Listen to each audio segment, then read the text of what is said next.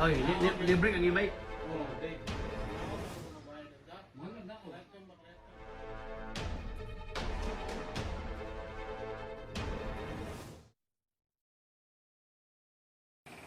Guys, eto, may bago tayong hari ng kalsada ngayon. Dati 'di ba, ang mga hari, mga jeep, mga tricycle, mga motorcycle, ngayon may bago.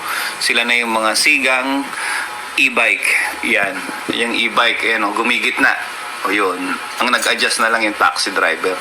Ayan, binusinahan ko para tumabi siya at mag-giveaway naman. Mabagal kasi siya. Pero talagang kahit anong busina at ilaw mo, ayaw niya talagang tumabi. Ayaw niya magbigay. Ayan, tingnan mo, ayaw niya talaga.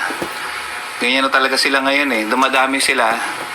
Tapos, mabagal sa kalsada, nakagitna pa. Kung ikaw nagmamadali, may inis ka talaga eh. Kasi tignan mo, parang nananadya pa siya. Ayan, ako na lang nag-adjust. Ako na lang nag-overtake. Ang e-bike ang bumiyahe sa North Luzon Expressway at nakipagsabayan pa sa mga malalaking sasakyan. Animoy hari ng kalsada naman ang rider ng e-bike na ito sa North Luzon Expressway. Hindi niya alintana ang peligrong posibleng idulot ng paikipagsabayan niya sa malalaking sasakyan. Wala rin siyang helmet. So magandang gabi mga kakuya Dens. At tayo ay papalaot. Ano oras na ba? Mag-alas 11 na. At tayo ay magsusundo kay wifey. Ayan. Bilang bahagi ng ating tayo ay may sasakyan. Nagabi lang naman si wifey ngayon kasi kailangan nilang magpa-medical dun sa company nila. Sila ay nasa BPO kaya talagang gabi lagi yung mga bagay-bagay. Anyways, ito na naman tayo, Swedens. At panibagong ride vlog mula dyan sa bahay papuntang Carmona para magsundo ng ating asawa Raimi. So ano ang pag-uusapan natin ngayon? Yung last video natin, diniscuss ko yung about sa maling huli ng ating kabajudge. Hinuli siya ng enforcer dahil daw expired na yung kanyang rehistro. Pero sa totoo lang, hindi na ma-expired kasi initial registration ang meron siya. Sabihin, bago yung unit. Ay, tingnan mo ito. Bagal din. Hala. Naan na lang natin. Mga bata ang light driver. Ako, kung ako sa mga magulang ng nagmamayari ng mga e-bike, huwag niyong pamihasain na yung mga anak niyong bata pa wala pang alam sa road rules ang nagdadrive ng e-bike ninyo. Kasi kalimitan ang nababalitaan kong nadidisgrasya, mga ganyan. At kalimitan ang muntik ko ng mga masagi dahil di nga nila alam yung road rules eh. Halimbawa, nasa kabilang linya sila, tapos bigla sila magpapalit ng linya. Hindi nila alam yung tamang kalakaran bago magpalit ng linya, basta lang liliko yan. Hindi ko naman nila lahat ako nag-drive naman ako nung nakaraan ng e-bike eh.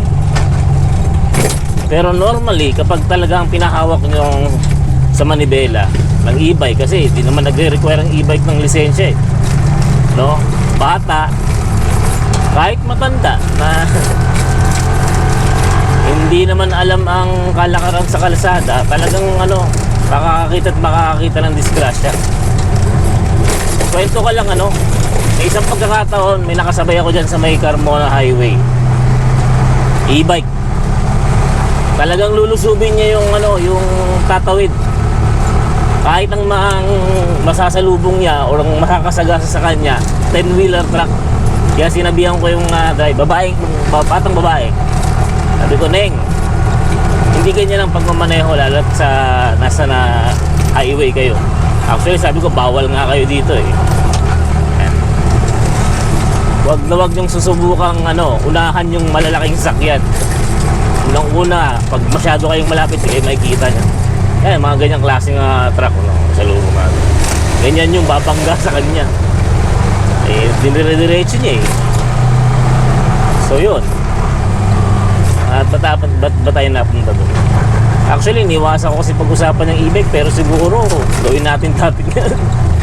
Marami kasing ganyan na wala kasing regulation eh. Although sinabi lang na LTO, bawal kayo sa ganito. Yung wala namang, alam mo yun, mas information na pwede at hindi pwede. Ang masaklap pa dito, yung mga dealer, yung ibang dealer, sinasabi, may nakapagkwento kasi, no? Pwede daw walang lisensya, kaya pwede mag-drive ang bata, pwede mag-drive ang matanda. Hindi po ganun, no? Kayo po ay lawak naman ang kalsada sa kabilang char lang. Kung kayo po ay may e-bike at plano niyang ipamaneho sa isang membro ng pamilya nyo, ang una nyo pong gawin, pag-aralin sila ng tinatawag na road rules. Hindi po porket marunong pumiga ng silyador at tumapak ng preno ay pwede na mag-drive. Dapat po, pag nag-drive sa kalsada, alam din yung mga patakaran sa kalsada. Kasi kapag na-disgrasya ka dahil pinilit po yung mga bagay-bagay,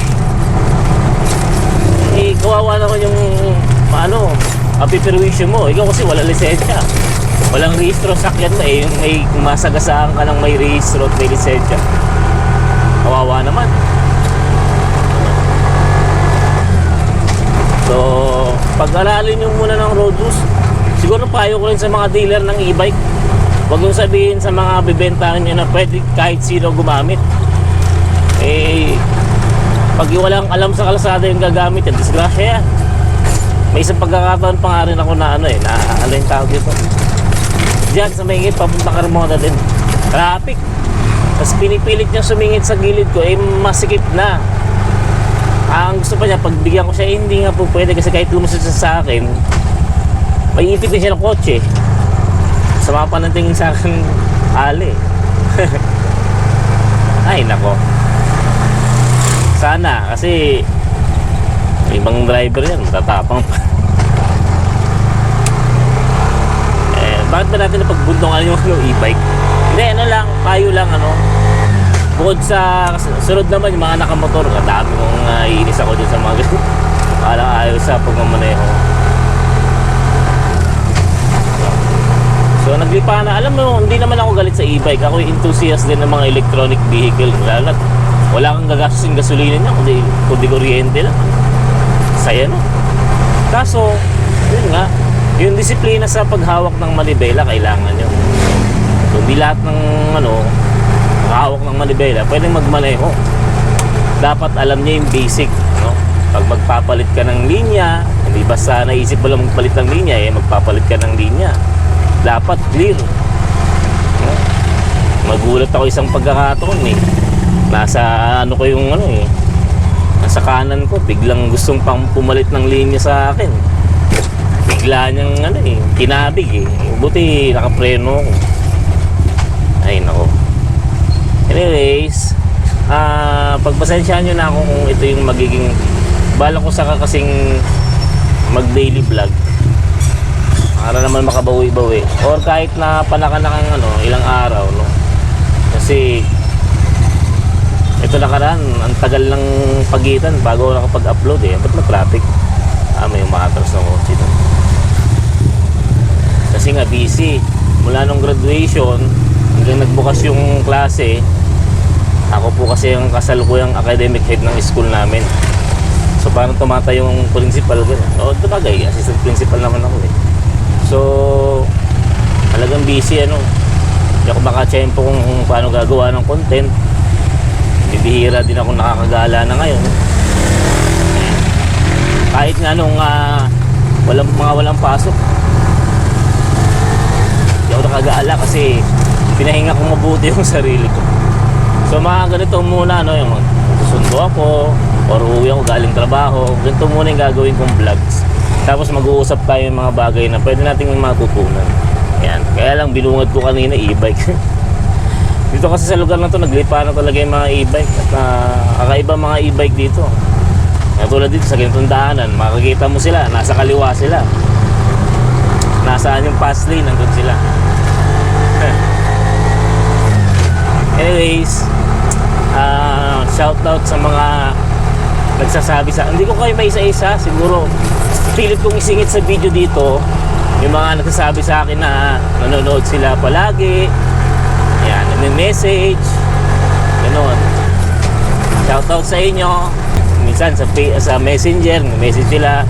Lagi daw silang nanonood. Salamat sa inyo. Sinatsagaan yung manood sa akin. Hindi ko nga alam minsan kung panood pa talaga ako eh. No? Pero sabi nila, may nagtsatsaga ng manood sa akin. Salamat. Kung gano'n. Uy, huwag dumikit sa truck. Yan, umistansya na po. And nag-iisip pa ako ano pang mga pwedeng pag-usapan natin na pang 3-wheel vehicles, no? Hanggang ngayon, di pa rin gumagalaw ang baso patungkol sa atin eh. Ang dahil parang nadidiskrimina, lalo na sa bandang Mindanao, ano? Sa Visayas, wala naman ako naririnig. Sa Luzon, bibihira. Ayan. So, siguro, keep on praying na tayo, dumating yung time na magbigay na sila ng matinong batas para sa atin. Yung hindi na gray area. No? Mahirap naman kasi na sabagay ako, okay akong sasakyan dahil malapit lang trabaho ko. O, tipid ako sa ganitong gasolina. Pero yung malayuan, yun nga, nagiging problema ko yun minsan. Pag malayuan, di ko madala kasi Poknoy. Maynila, nung nag-graduate ako, di ko madala. Kung pwede lang, ibiyahe ko papuntang Maynila eh, nang hindi ako nagkakaproblema eh. Sana dadaling ko nung graduation eh. Kaso, hindi nga eh. Ano eh. Mahirap pakipagsapalaran. Yun lang siguro. Salamat sa panunood nyo sa akin. Hindi po ako galit sa mga e-bike o naka-e-bike. Huwag po kayo magkamali. Pero ang akin lang, sa mga may-ari ng e-bike, pahawakin nyo na lang din manibela yung mga mahal nyo sa buhay. Siguro din yung ligtas sila sa gitna ng kalsada. Ano po? Ang sekreto para maging ligtas ang paglalakbay ninyo sa kalsada ay yung maging maingat din kayo sa pagmamaneho. At ang pagiging maingat, ang susi doon, yung alam mo, yung basic na dapat gagawin sa kalsada.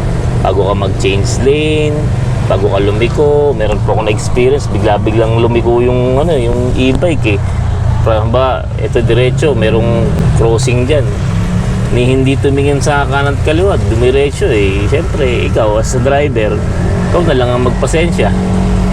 Kamot ka na lang ng ulo. Eh, kung pababayaan po natin kasing ganun, tapos, pag nasempuhan siya ng barubal din mag-drive, tigwas. Marami na po nabalita ang mga nadisgrasya sa e-bike dahil sa yung binabanggit ko kanina na sinabi daw ng dealer na pwede kahit bata walang lisensya. So pinag-drive po nung nanay yung 15-year-old niyang anak na tsempuhan na disgrasya sa kalsada. So yun lang po. Sa mga nakasubscribe, you know what to do. Subscribe and like our videos and share. At sa mga hindi pa nakasubscribe, ano na dapat gawin? Subscribe kayo. Char. Ayun, i-bike ko. Ayan. So, salamat Kuya Dens. Magta-try ng mag-upload ng videos. Sobrang busy talaga. And, so, basahin nyo lang sa description, no? Sa mga may kakilala dyan, baka may kakilala kayo nagdo-donate para maituloy ko yung aking Doctors of Education. Salamat.